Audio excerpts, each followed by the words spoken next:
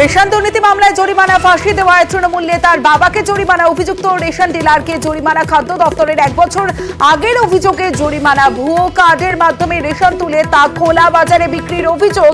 অভিযুক্ত ফাঁসি দেওয়া 1 নম্বর ব্লকের তৃণমূল সভাপতির বাবা। দলের সঙ্গে বাবার সম্পর্ক নেই বলেই দাবি তৃণমূল নেতার বাবা জরিমানায় তো বিজেপির পাল্টা বিজেপিকে আক্রমণ জেলা তৃণমূলের।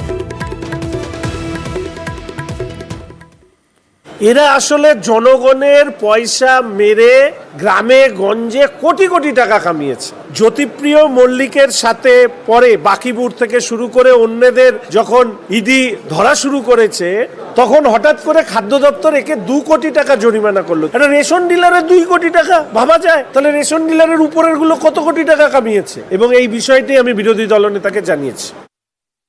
বিজেপির কাজ কটাক্ষ করা, কটাক্ষ করছে, আগামীতেও করবে, সেটা নিয়ে আমরা ভাবছি না।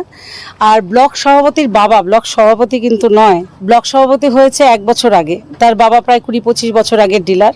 সেটার সাথে এটার কোনো সম্পর্ক আছে বলে আমি মনে করি না। আইনের পথে চলবে।